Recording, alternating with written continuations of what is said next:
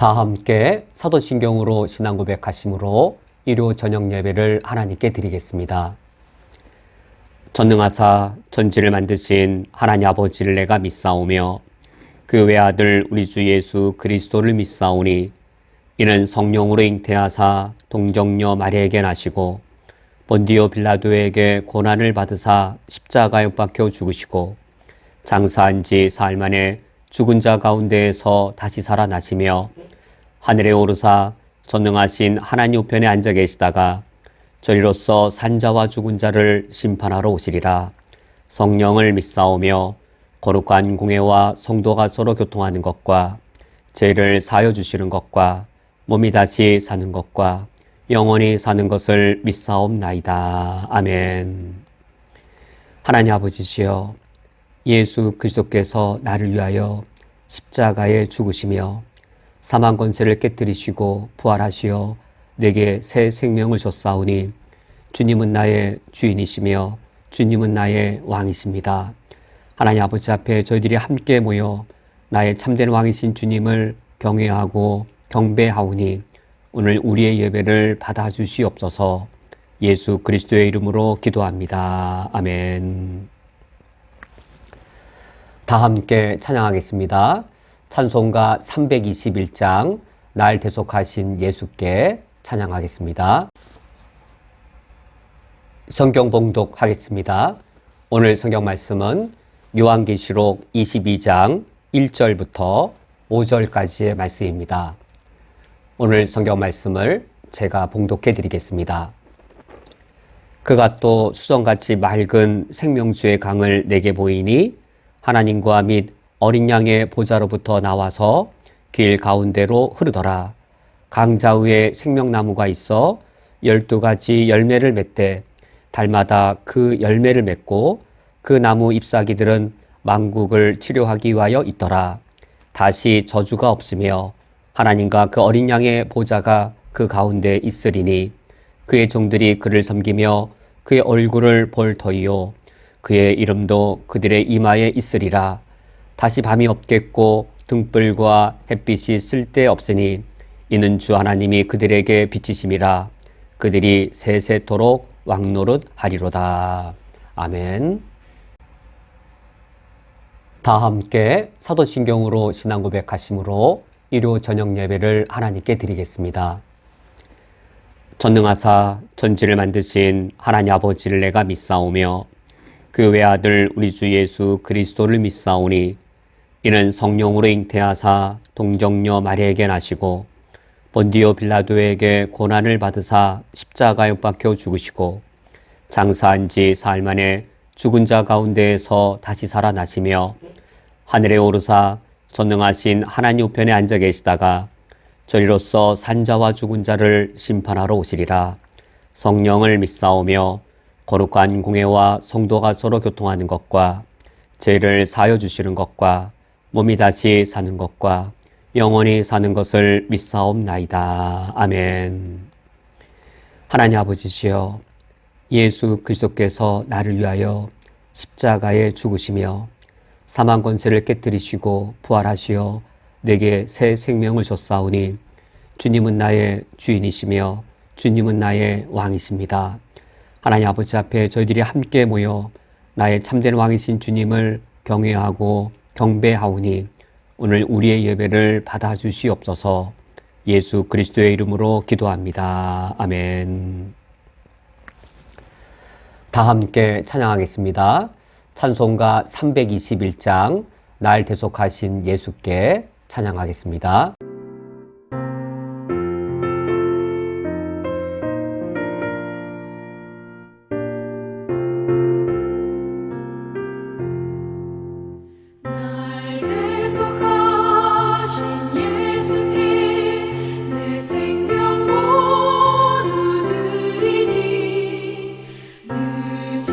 진실하게 하소서. 내 구주 예수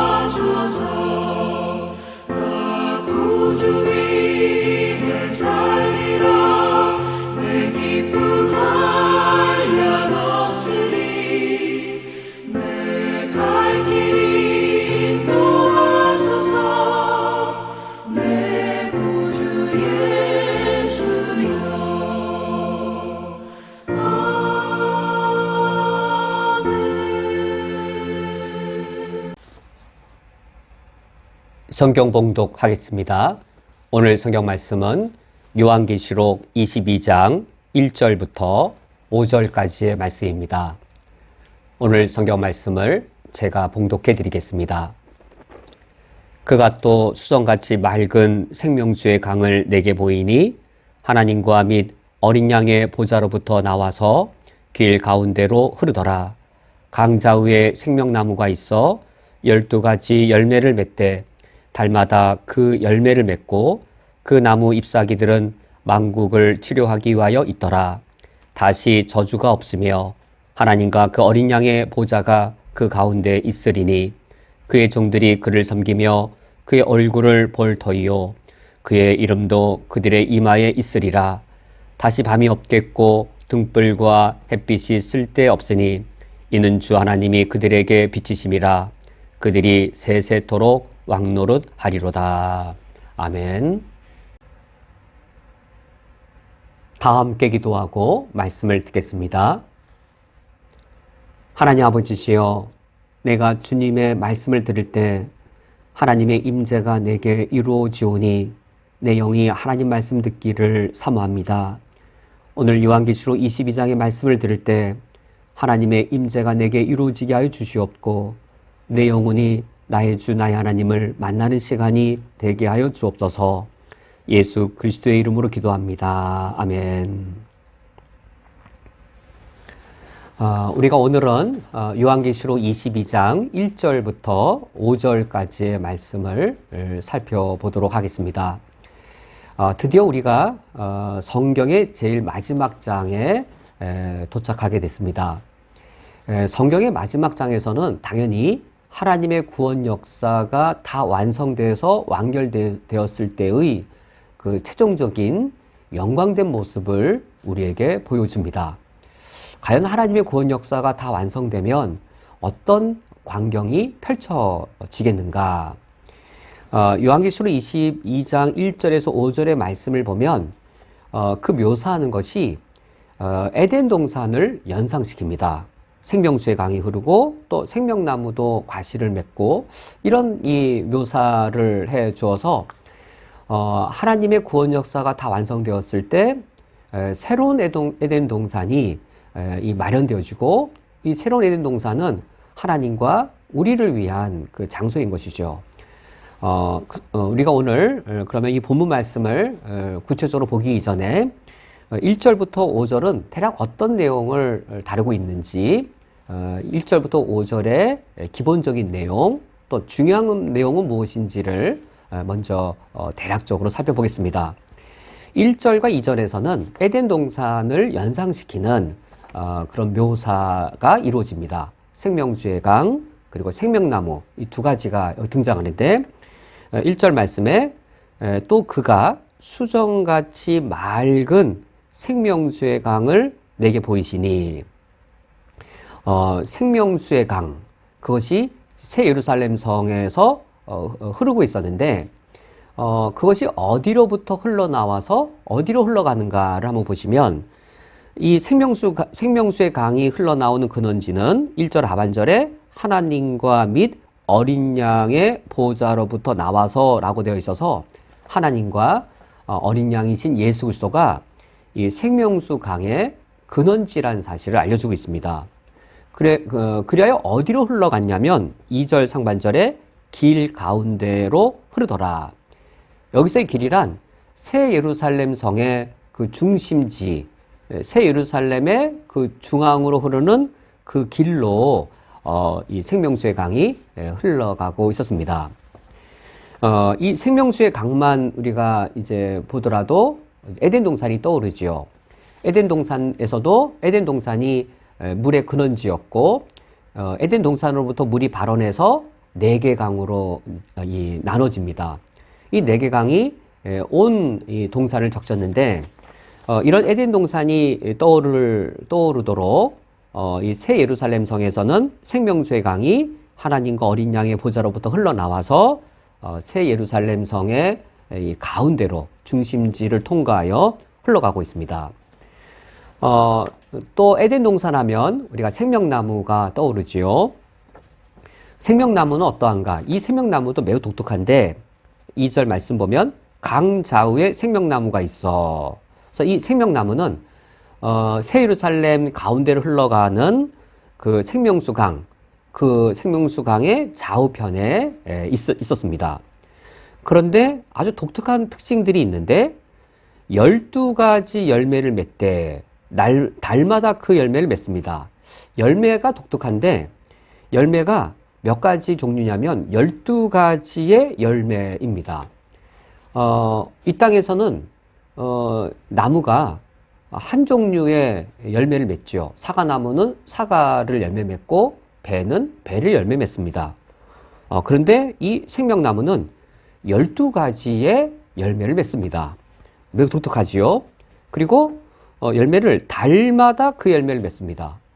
사과가 열매를 맺을 때 해마다 열매를 맺고 배도 해마다 열매를 맺지 달마다 1년 12개월, 12번 열매를 맺는 것은 아니지요. 그런데 생명나무는 나무 열매의 종류도 12가지이고 달마다 열매를 맺어서 12번 열매를 맺습니다. 그리고 또 이 생명나무의 열매만 독특한 것이 아니라 이 생명나무에 잎사귀도 있죠. 그래서 이 2절 하반절 보면 그 나무 잎사귀들은 만국을 치료하기 위하여 있더라 라고 하여서 치료제로 쓰이는 잎사귀였습니다. 누구를 치료하냐면 어떤 소수의 특정한 사람만 치료받는 것이 아니라 만국을 치료하는 이 예루살렘 성 안에 들어온 사람이라면 누구나 다 치료받을 수 있는 예루살렘 성 안에 있는 그 만국의 사람들을 치료할 수 있는 그런 치료용의 잎사귀입니다. 그래서 1절과 2절에 이처럼 새 예루살렘 성을 이 에덴 동산으로 묘사해 주고 있고 여기에 생명수의 강, 생명나무 둘 다 생명과 관련되어지죠. 이처럼 생명이 풍성한 곳으로 이 새 예루살렘 성을 에덴 동산으로 묘사해 주고 있습니다. 3절과 4절, 5절에서는 이런 새 에덴 동산 내부에 여기에 왕과 백성은 어떠한가를 묘사해 주고 있는데 3절 상반절에 다시 저주가 없으며 에덴 동산이 다시 떠오르죠. 에덴 동산에 아담과 하와가 범죄함으로 이제 저주가 들어왔는데 다시는 그런 저주가 없다라고 말씀하시고 여기에 이제 저주가 없는 대신에 무엇이 회복되어지냐면 왕과 백성이 회복되어집니다. 하나님과 그 어린 양의 보좌가 그 가운데 있다라고 하여서 새 예루살렘 성의 중앙에는 왕이신 하나님, 왕이신 어린 양 예수 그리스도 왕으로서 보좌에 계십니다.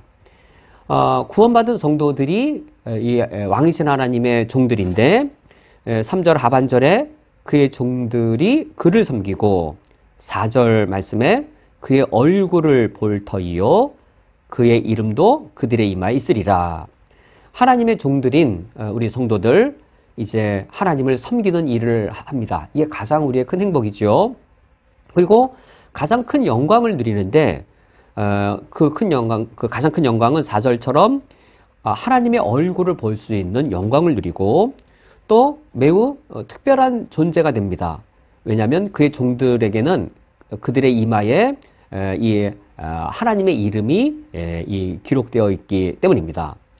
이와 같이 이제 왕과 백성의 이 모습이 묘사되어지고 이제 5절 말씀에 이 새 예루살렘 성 회복된 이 새 에덴 동산인 이곳에서는 저주만 없는 것이 아니라 5절 상반절 다시 밤이 없겠고라고 해서 다시 밤이 없는 곳인데 그 이유는 등불과 햇빛이 쓸데없으니 이는 주 하나님이 그들에게 빛이심이라 라고 하여서 하나님이 친히 등불과 햇빛의 역할을 해주심으로 다시 밤이 없는 하나님의 임재와 하나님의 영광으로만 가득한 곳입니다.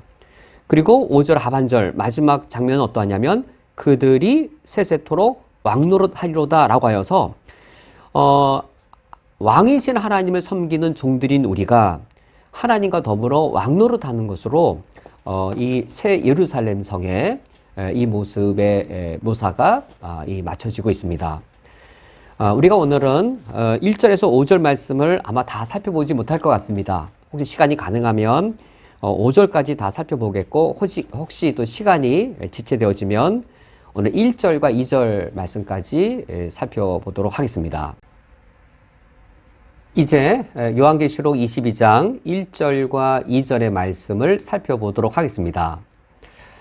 이 1절과 2절의 말씀은 새 예루살렘 성의 대표적인 이 특성을 두 가지를 통해서 알려주는데, 하나가 생명수의 강이고 또 하나는 생명나무입니다. 그런데 생명수의 강 그리고 이 생명나무는 이미 에덴 동산의 특징이었죠. 창세기 2장의 에덴 동산의 특징이 생명수의 강, 생명나무였는데, 에덴 동산을 특징 짓는 이 두 가지가 역시 새 예루살렘의 특징이어서 결국 새 예루살렘이 새로운 에덴 동산인 것을 우리에게 알려줍니다. 우리가 어떤 두바이란 이 도시를 생각하면 두바이의 가장 대표적인 어떤 건물이 떠오르고, 또 이제 외국인들이 아름답게 여기는 우리 나라 수도 이 서울 하면 대표적인 명소가 떠오르는 것들이 있죠.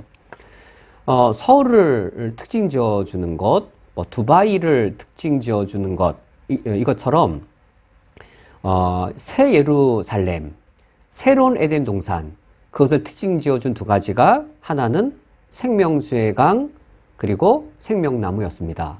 이 두 가지로 새 예루살렘이 특징 지어진다라고 할 때 이 두 가지에 공통되는 게 있습니다. 무엇이 공통되지요? 생명수의 강, 생명나무. 공통되는 것은 바로 생명입니다. 생명이 무엇일까요? 무엇을 생명이라고 말할 수 있는 것일까요? 우리가 심장이 뛰고 폐가 움직여서 호흡할 수 있는 것, 그것을 우리는 단지 생명이라 할 수 없습니다. 죽지 못해 사는 경우도 있고, 사는 것이 죽는 것보다도 더 고통스러운 것이 가능한데, 단순히 육신의 호흡이나 심장이 뛰는 것을 우리는 그러므로 생명이라 말할 수 없습니다. 새 예루살렘, 새로운 에덴 동산, 그곳의 특징은 생명이었습니다. 과연 생명이란 무엇일까? 우리가 오늘 1절과 2절의 말씀을 살펴보면서 하나님의 구원 역사가 완성되었을 때, 그때 최종적인 영광된 이 절정의 결정체가 바로 새 예루살렘 성인데, 이 새 예루살렘의 가장 중심된 특성이 생명이다. 풍성한 생명인 것이죠. 생명수의 강이 흐르고, 그리고 이 생명나무가 열매 맺는 이런 생명이 풍요로운 곳이 바로 새 예루살렘 성입니다. 우리가 오늘 1절과 2절 말씀을 살펴보면서 과연 성경에서 하나님의 구원 역사가 완성됐을 때 하나님께서 성취해 주시는, 우리에게 선물로 주시는 생명, 그것이 무엇인지 우리가 오늘 말씀을 통해 발견하는 것이 가장 중요한 목적이 되겠습니다. 1절 말씀을 한번 다시 제가 읽어드리면, 우리가 성경 말씀을 익숙하게 내용을 이렇게 숙지를 해야 성경의 의미를 우리가 더 정확하게 또 더 풍성하게 알 수 있습니다. 제가 다시 1절 말씀을 읽어드리면, 또 그가 수정같이 맑은 생명수의 강을 내게 보이시니, 사도 요한의 눈에 새 예루살렘 성을 중심부를 지나가는 생명수의 강이 보입니다. 어디로부터 흘러나왔냐면 하나님과 및 어린 양의 보좌로부터 이 생명수의 강이 흘러나오기 시작합니다. 왕의 보좌가 생명수가 흘러나오는 그 근원지가 되는 것이죠. 그러면서 길 가운데로 통과하여 갑니다.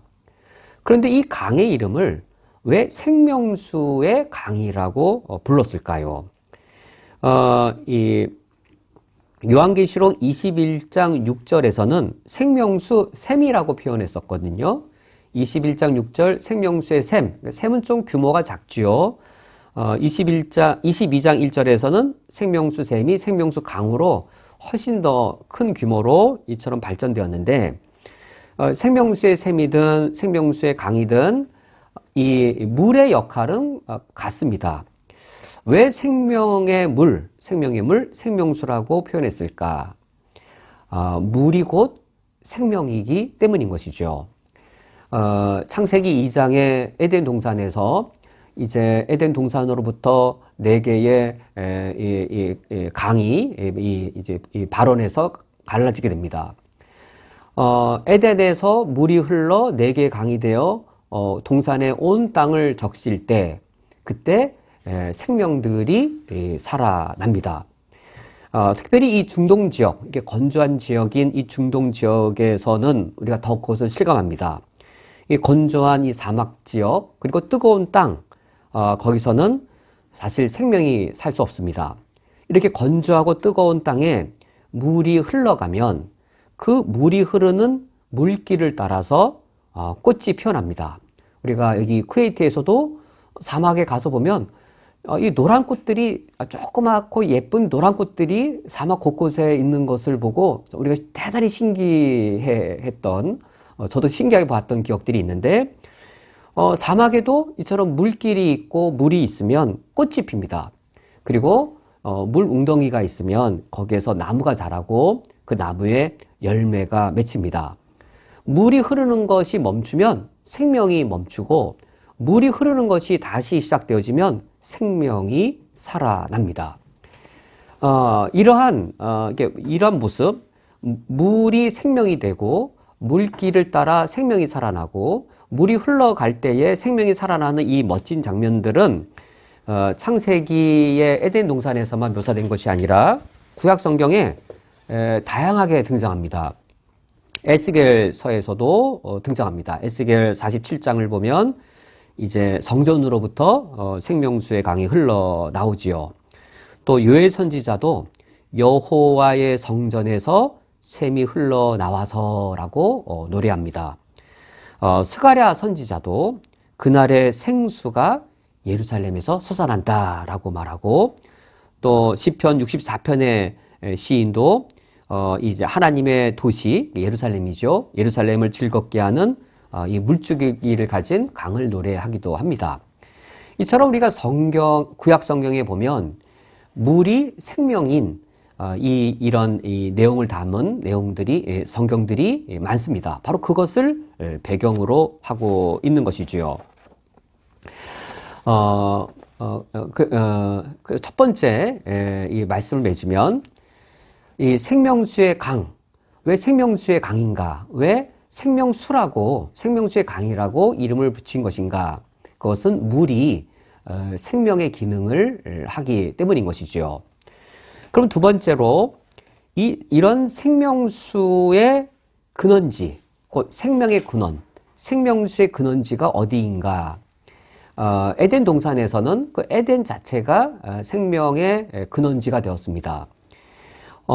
이 요한계시록 22장에서는 하나님과 및 어린 양이 바로 이런 생명수의 근원지가 됩니다.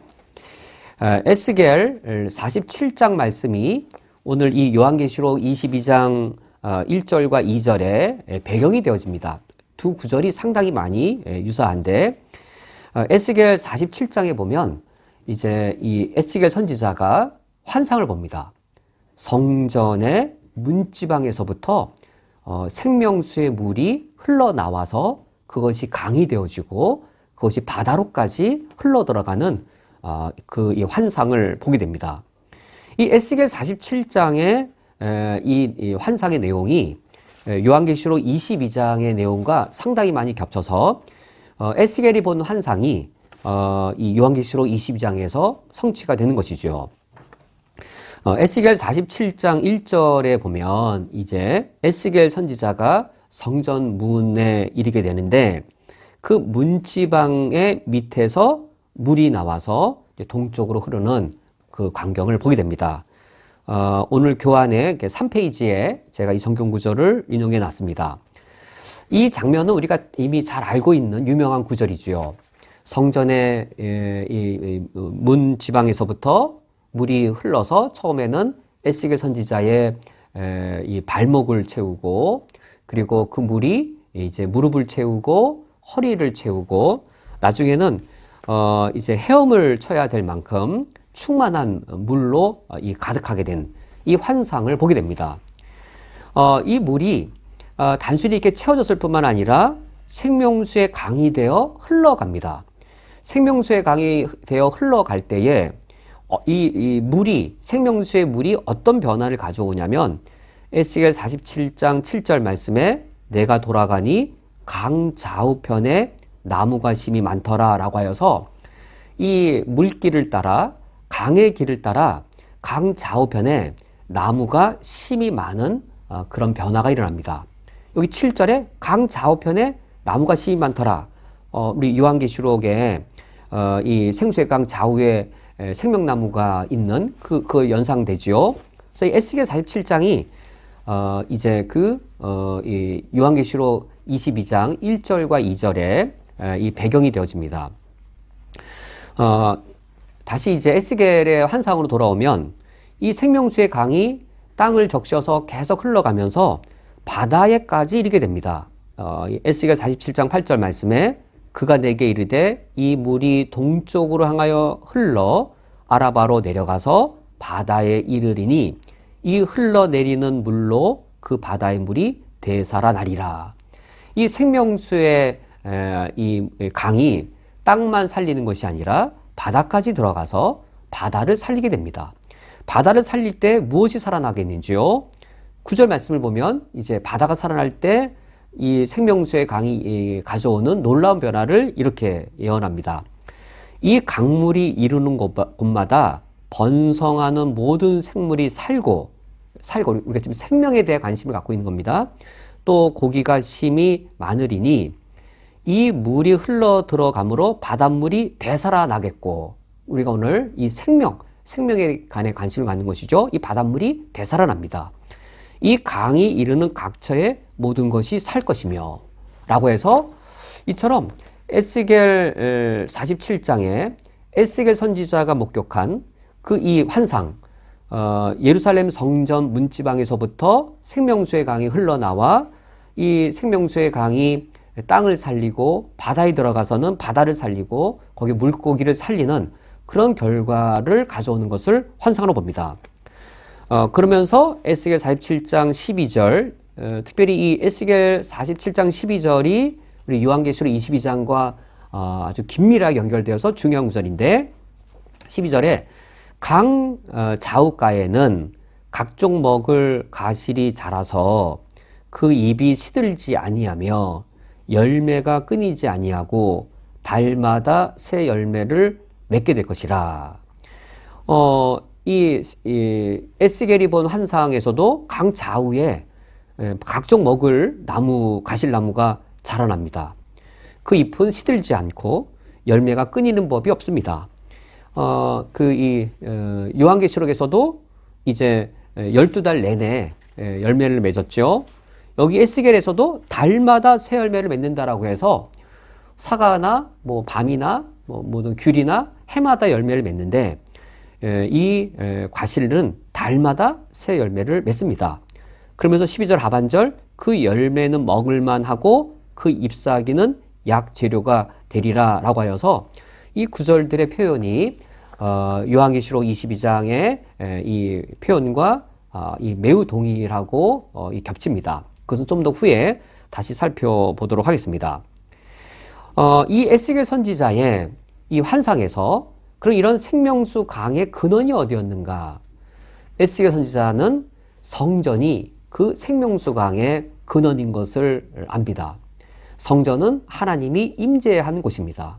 하나님이 임재하신 성전이 생명수의 근원, 이 강의 근원이 되어서 하나님의 임재로부터, 곧 성전으로부터 생명수의 강이 흐르고 하나님의 임재가 미치는 곳마다 생명이 살아나고 그것이 강이 되어서 바다로까지 들어가면 하나님의 임재가 생명이 되어 바다까지 살리는 그런 환상을 보게 됩니다. 생명의 근원이 무엇인지를 우리에게 매우 명확하게 보여주고 있는 것이죠. 에스겔 선지자는 이런 생명수의 근원이 성전이라고 하였는데, 요한계시록 22장 1절에서는 이런 생명수의 근원을 무엇이라고 말하고 있냐면 하나님과 및 어린 양의 보좌로부터 나와서라고 하여서 이 성전이 곧 하나님과 어린 양 예수 그리스도임을 말해주고 있습니다. 하나님과 어린 양이 성전이시죠. 성전은 하나님이 임재한 곳이어서 곧 이 하나님과 어린 양 예수 그리스도가 이런 생명수의 근원이 됨을 알려주고 있습니다. 그것이 우리에게 구체적으로 적용하면 어떤 사실을 나타내는 것일까요? 우리가 언제 생명을 누리고 언제 우리가 죽음을 겪을까요? 우리가 살아있다고 해서 생명을 누리지 않습니다. 살아있는 것이 죽는 것보다 더 고통스러울 때가 있고, 살아있다는 것이 죽지 못해서 살아있는 경우도 가능하기 때문입니다. 하나님의 임재를 우리가 잃어버렸을 때 살아있어도 우리 영혼은 죽음의 고통을 겪습니다. 나에게 육신의 번영함과 육체적인 편안함이 아무리 있다 할지라도 하나님의 임재가 내게 더 이상 이루어지지 않는다면, 내가 아무리 하나님을 불러도 하나님이 나와 함께 하시지 않는 것을 내가 알고 있다면 그 영혼의 고통은 죽음의 고통과 같습니다. 그러던 우리에게 다시 하나님의 임재가 이루어진다면 나는 다시 내 생명이 살아날 겁니다. 모든 생명의 근원, 생명의 풍성의 근원이 바로 하나님이시기 때문인 것이지요. 이 첫 번째 큰 말씀을 맺으면, 이 요한계시록 22장의 이 새 예루살렘의 첫 번째 특징은 생명수의 강이었습니다. 이 생명수의 강의 근원이 하나님과 어린 양 예수 그리스도이심을 명확하게 알려주므로 생명수의 강이 흐르는 곳에, 하나님의 임재가 흐르는 곳에 생명이 있는 것처럼 하나님의 임재가 있는 곳에 우리 피조물 인간의 생명이 가능하고, 하나님이 함께 하실 때 우리 생명이 싱싱하게 보존되어짐을 우리에게 알려주고 있습니다.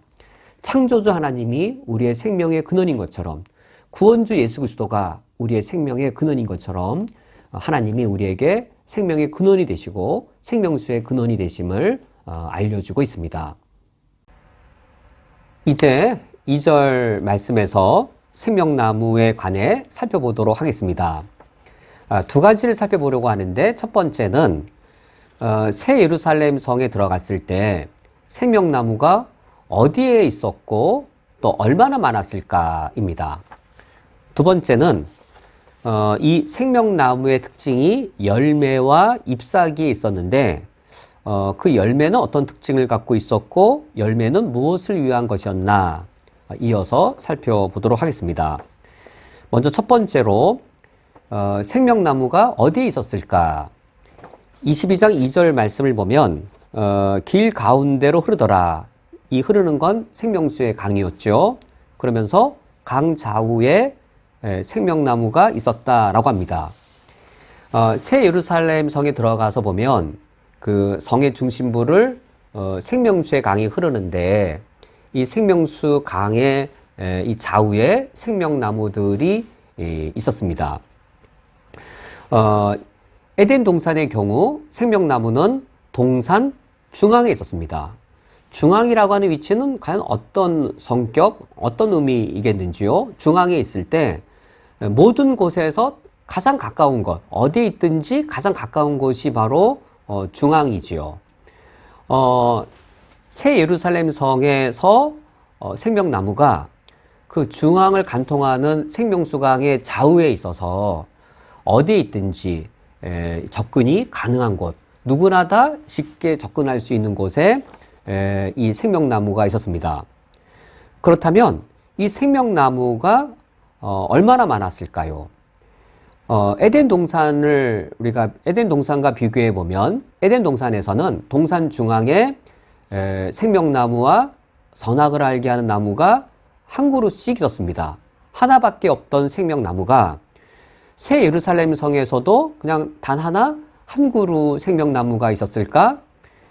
몇 그루인지는 성경이 알려주고 있지 않지만 강 좌우에 생명나무가 있었다는 사실을 통해 이 생명수의 강이 흐르는 그 강길을 따라 좌우에 여러 그루의, 많은 그루의 생명나무들이 있었음을 우리가 유추해 볼 수 있습니다. 이런 사실이 알려주는 바는 무엇인가요? 당연히 이 창세기 3장에 에덴 동산의 사건을 기억하고 비교해 보아야겠지요. 창세기 3장 22절부터 24절 제가 교환 4페이지에 인용해 두었는데 창세기 3장의 말씀을 보면 아담과 하와가 선악과를 따먹은 그 직후였습니다. 하나님이 이제 염려하십니다. 범죄한 아담과 하와가 손을 들어 생명나무의 열매를 따먹고 영생할까 하노라 라고 염려하십니다. 즉 영생할 것에 대한 염려. 그러니까 생명나무의 과실을 먹는다는 것과 그리고 영생한다는 것이 연결되는 사실이지요. 그래서 하나님께서는 아담과 하와를 에덴 동산에서 내쫓아 버리십니다. 생명나무의 열매를 먹을 수 없도록 내쫓으십니다. 뿐만 아니라 24절 말씀을 보면 이같이 하나님이 그 사람을 쫓아내시고 그리고 이제 에덴 동산 동쪽에 그룹들 두루 도는 불칼을 두어서 생명나무의 길을 지키게 하시니라 라고 하셔서 아담과 하와가 범죄한 이후 생명나무의 길을 가는 것을 막아버리십니다. 생명나무로 나아가는 길이 막혀버린 것이죠. 그러나 요한계시록 22장 2절의 말씀을 보면 이제 그 생명나무로 가는 길이 다시 열리게 되었음을 알 수 있습니다. 새 예루살렘 성의 그 중앙에 놓여져 있고 그리고 강을 따라 좌우에 늘어서 있는 이 수많은 생명나무들. 그러므로 새 예루살렘 성에 들어온 사람이라면 누구나 다 생명나무로 나아가는 그 길이 쉽게 활짝 열려 있음을 이처럼 알려주고 있습니다. 이어서 두 번째로 생명나무의 열매는 어떠하고 그 잎사귀들은 무엇을 위한 것인가를 살펴보도록 하겠습니다.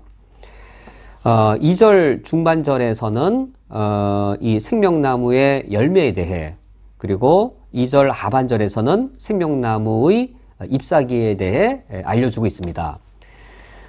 생명나무의 열매에 대해서는 2절 중반절에 강 좌우에 생명나무가 있어 12가지 열매를 맺되 달마다 그 열매를 맺는다라고 해서 이 생명나무의 매우 독특하고 신비로움, 풍성한 이 생명력을 알려주고 있죠. 나무가 한 종류의 열매를 맺는 것에 비해 이 생명나무는 무려 12가지의 열매를 맺습니다. 12가지 열매를 맺는 데다가 다른 모든 나무들은 해마다 열매를 맺는데 이 나무는 달마다 그 열매를 맺습니다. 2절 하반절에서는 이 생명나무의 잎사귀에 대해 이렇게 말합니다. 그 나무 잎사귀들은 만국을 치료하기 위하여 있더라 라고 해서 만국을 치료하는 능력을 갖고 있는 잎사귀로 알려주고 있습니다. 이런 생명나무의 열매, 그리고 잎사귀, 이런 묘사 특징들은 창세기 2장 에덴 동산의 생명나무에 대한 묘사를 통해서는 우리가 비교해 볼 수가 없지요. 이러한 묘사는 창세기 2장의 에덴 동산보다 우리가 이미 살펴본 에스겔 47장, 에스겔 선지자가 성전 문지방에서 생수의 강이 흘러나오는 그 에스겔 47장의 환상이 배경이 되어집니다. 왜냐하면 에스겔 47장 12절을 이미 한번 보았는데 에스겔 47장 12절을 보면 에스겔 선지자가 이런 환상을 봅니다. 강 좌우가에는 각종 먹을 가실 나무가 자라서 그 잎이 시들지 아니하며 열매가 끊이지 아니하고 달마다 새 열매를 맺으니 그 열매는 먹을 만하고 그 잎사귀는 약재료가 되리라. 에스겔 47장 12절이 요한계시록 22장 2절과 많이 중복되고 겹치지요. 오늘 교환 5페이지에 제가 이 성경 구절을 인용해 놓고 두 구절을 제가 비교해 두었습니다. 도표로 비교해 둔 걸 보시면 좀 더 이해가 쉬우시겠습니다. 에스겔 47장 12절과 요한계시록 22장 2절을 비교해 보면 세 부분에서 이제 겹칩니다. 에스겔 47장 12절 그 구절에서 이렇게 말합니다. 강 좌우가에는 각종 먹을 과실나무가 자라서 라고 되어 있는데 요한계시록 22장 2절에서는 강 좌우에 생명나무가 있어 12가지 열매를 맺대라고 해서 거의 같은데 하나의 차이가 있죠. 각종 먹을 과실나무가 12가지 열매로만 바뀌었습니다. 에스겔에서는 각종 먹을 과실나무, 그러니까 하나가 아니라 여러 종류죠. 요한계시록 22장에서는 그 각종 먹을 과실을 12가지 열매라고 이제 말하고 있습니다.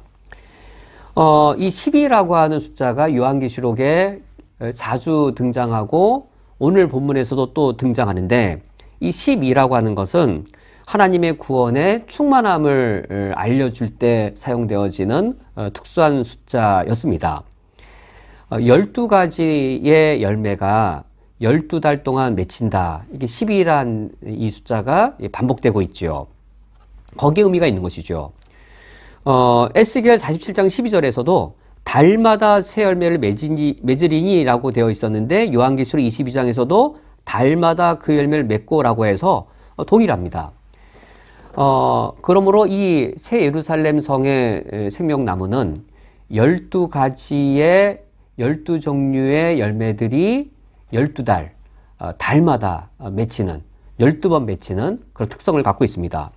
이것이 알려주는 바는 무엇이겠는지요? 이것은 우리가 천국에 가서 생명을 누립니다. 생명나무의 이 생명의 열매를 맛봅니다. 사실 천국에 가서 우리가 영원히 살면 뭐 할까? 맨날 찬송 부르고 예배만 하면 너무 지루하지 않을까? 너무 단조로울 것 같다. 일주일에 한 번 예배 드리는 것도 아니고 매일 드리고 항상 하나님만 찬양하고 노래하면 이건 너무 단조롭고 지루할 텐데 라고 우리가 연상할 수도 있겠지만 그럴 염려는 전혀 안 해도 되겠습니다. 12가지의 열매를 맺혀서 달콤한 맛, 이 새콤한 맛, 맛으로 따지면 너무나도 다양한 완전하고도 풍성한 생명의 맛들이 있는 것이지요. 12종류의 생명의 맛들이 풍성한 그곳이 바로 새 예루살렘, 새 에덴 동산이었습니다. 그것이 우리가 이제 가을철 이 음식은 또 가을철 식물은 가을철에 봄에 나는 건 봄에 그 시기를 기다려 먹을 수 있는 것들이 있죠. 그러나 12달 동안 달마다 열매를 맺기 때문에 항상 언제든지 이 풍요로움을 누릴 수 있는 이것이 바로 새 예루살렘의 생명나무 열매의 특징이었습니다. 풍요롭고 항상 누릴 수 있는 우리가 천국에 갔을 때 이처럼 풍요로운 생명을 누리게 되는 것이지요. 그리고 또 생명나무의 잎사귀에 관한 말씀도 있습니다. 에스겔 47장 12절에서 생명나무 잎사귀에 대해 그 잎사귀는 약재료가 되리라 라고 되어 있었는데 요한계시록 22장 2절에서는 그 나무 잎사귀들은 만국을 치료하기 위하여 있더라 라고 되어 있습니다. 교환 5페이지 도표 마지막 세 번째 제가 비교해 두었는데 이 두 부분을 비교해 보면 이제 기본적 내용은 동일합니다. 치료의 능력을 이 생명나무의 잎사귀가 갖고 있습니다. 그런데 요한계시록 22장 2절은 에스겔 47장 12절에 비해 더 추가한 것이 있지요. 만국을 치료하기 위하여 라고 하여서 그 치료 대상이 만국이라는 사실을 명시하고 있습니다. 생명나무의 잎사귀는 치유의 능력을 갖고 있었는데 그 대상이 만국이다라는 것이지요. 새 예루살렘 성 안으로 들어온 사람이라면 누구나 다 치료받을 수 있다. 해 뜨는 데부터 해 지는 데까지 각 족속과 각 언어와 각 민족 중에서 예수를 그리스도로 고백하는 모든 사람들, 만국이 치료를 받을 수 있다라고 말씀하고 있습니다. 그렇다면 여기서 치료받는다고 했을 때 무엇을 치료받는 것일까요?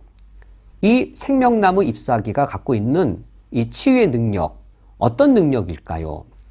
우리가 생명나무, 생명수의 강이라고 하는 이 생명이란 단어를 통해서 이것이 무엇을 치유하는 것인지 우리가 이미 알 수 있습니다. 생명이 치유하는 것은 바로 죽음입니다. 생명이 죽음 가운데 놓여져 있는 우리 인간을 치유해서 죽음으로부터 치유받게 하는 것이지요. 과연 이것이 무엇을 의미하는 것일까? 어떤 것을 나타내는 것일까?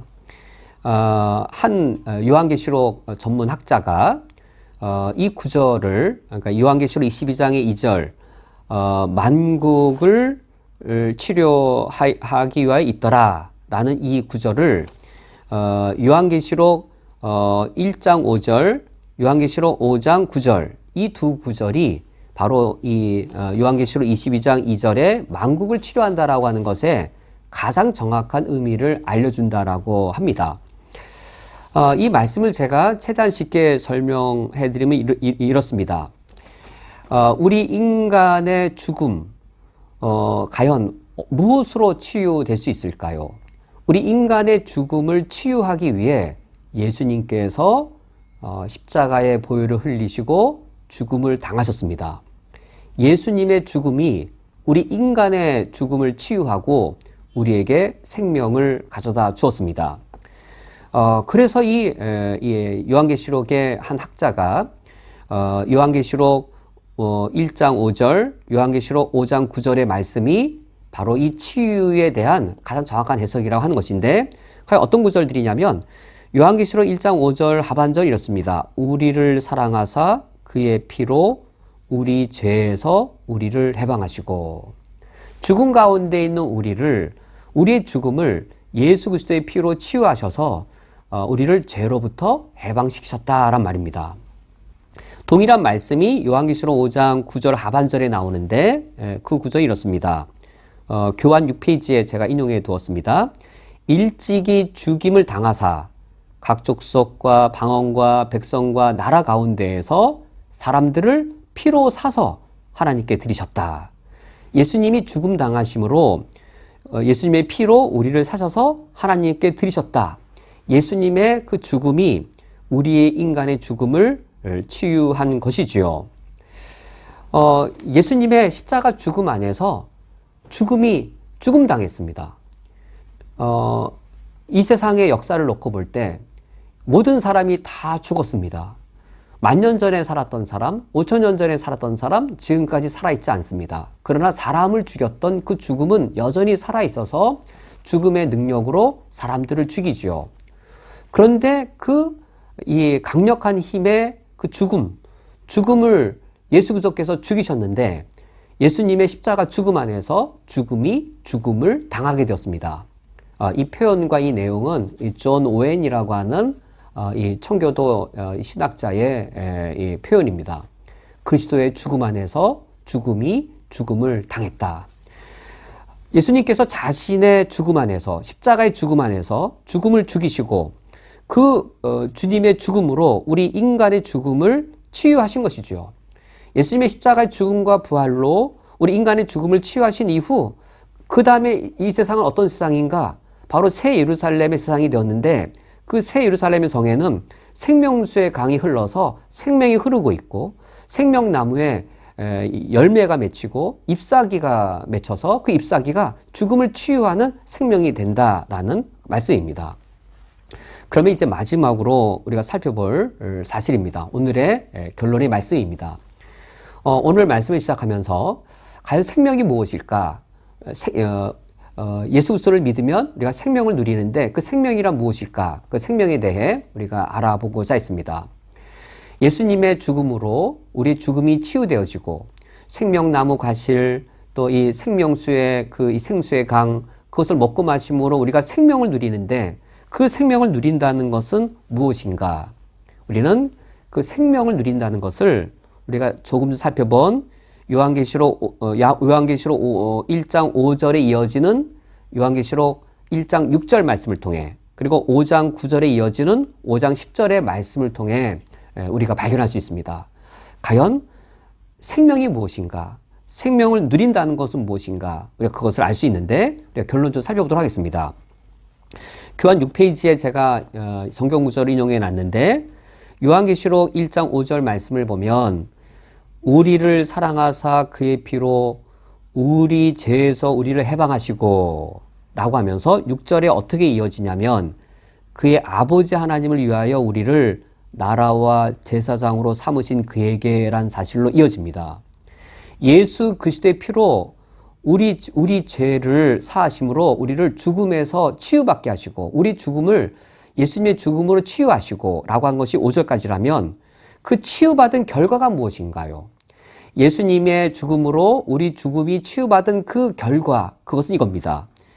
하나님을 위해서 우리를 나라와 제사장으로 삼아주신 것, 이것이 바로 치유받은 결과인 겁니다.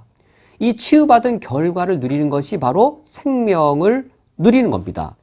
내가 하나님을 위하여 하나님의 나라가 되고 하나님의 제사장이 되는 것이 생명을 누리는 겁니다. 우리가 천국에 가면 천국은 생명나무, 생수의 강으로 가득해서 생명으로 넘치는데 이때 생명이란 하나님과 나와의 관계가 회복되는 겁니다. 하나님과 나와의 관계가 회복되어질 때 생명을 얻게 된 것이죠. 그러나 하나님과의 관계가 회복되었어도 죽지 못해 영적으로 살아있는 빈곤하고 빈약한 생명일 수도 있겠지요.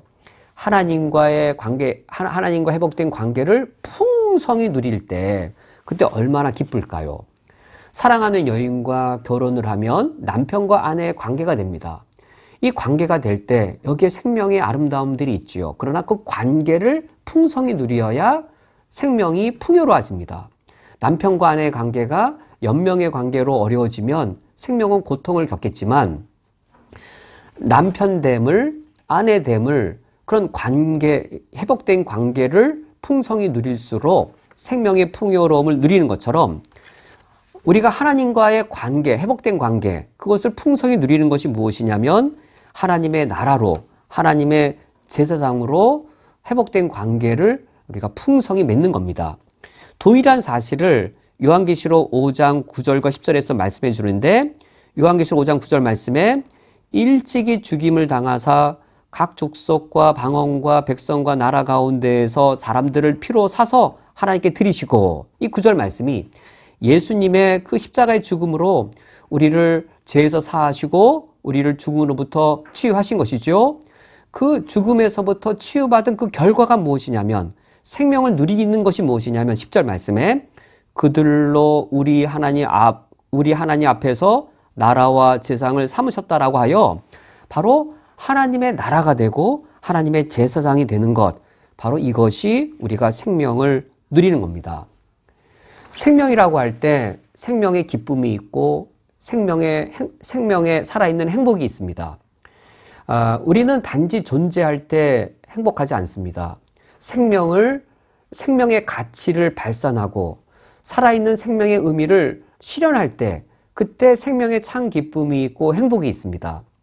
우리 인간의 생명은 하나님과 분리되어질 때 죽음을 겪고 하나님과 관계가 회복되어서 하나님의 임재, 생명의 생수이죠. 하나님의 임재가 우리에게 이루어져서 하나님과 회복된 관계를 충만히 누리는 것이죠. 하나님의 나라가 된다라고 하는 것은 오직 하나님 한 분만을 내가 왕으로 섬기는 겁니다. 그때 우리 인간은 참된 행복을 누립니다. 하나님의 제사장이 된다라고 하는 것은 우리가 오직 하나님의 영광을 위해 하나님만을 경배하고 하나님을 예배하는 삶을 사는 겁니다. 내가 돈을 버는 것도 돈을 쓰는 것도 하나님의 영광을 위해 우리가 돈을 벌고 하나님의 영광을 위해 돈을 바르게 쓰고 내 삶이 하나님의 영광과 하나님의 예배하는 것에 있을 때 거기에 참된 생명의 풍요로움과 기쁨이 있습니다. 오늘 말씀을 맺도록 하겠습니다. 요한계시록 22장은 성경이 맞춰지면서 하나님의 구원 역사가 종결되고 완성에 이르렀을 때 그때 이루어질 새 예루살렘, 새 에덴 동산의 모습을 우리에게 알려주고 있습니다. 그 완성됨의 특징은 바로 생명이었습니다. 생명의 풍요로움, 생명의 그 영광됨이었습니다. 그 생명은 하나님과 깨어진 우리 인간의 관계가 다시 회복되어지는 것에 있습니다. 내가 하나님의 나라로, 하나님의 제사장으로 우리가 하나님 아버지 앞에 바른 태도를 취하고 하나님과 바른 관계를 맺는 것에 있습니다. 우리가 고난주간에 더욱더 이런 다짐할 수 있기 원합니다. 내가 하나님의 나라로 살면서 하나님 한 분만을 왕으로 섬기겠습니다. 내가 하나님의 제사장이 되어 하나님의 영광을 위해 하나님만을 예배하는 삶을 살겠습니다. 우리가 더욱더 다짐하는 이번 고난주간 오늘이 될 수 있기 원합니다. 함께 기도하시겠습니다. 하나님 아버지시여, 고난주간을 맞이하여 저희들이 하나님께 기도하며 하나님의 말씀을 묵상하며 특별히 주의 고난의 묵상의 삶을 살기를 원합니다. 오늘 요한계시록의 말씀을 묵상하며 생명의 참된 의미를 저희들이 다시 한 번 더 돌아보게 되오니 오늘 말씀 듣고 도전받은 대로 하나님 아버지 앞에 새 생명의 삶을 살 수 있도록 인도하여 주옵소서. 예수 그리스도의 이름으로 기도합니다. 아멘.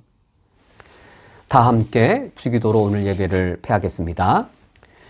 하늘에 계신 우리 아버지여, 이름이 거룩히 여김을 받으시오며 나라가 임하시오며 뜻이 하늘에서 이루어진 것 같이 땅에서도 이루어지이다.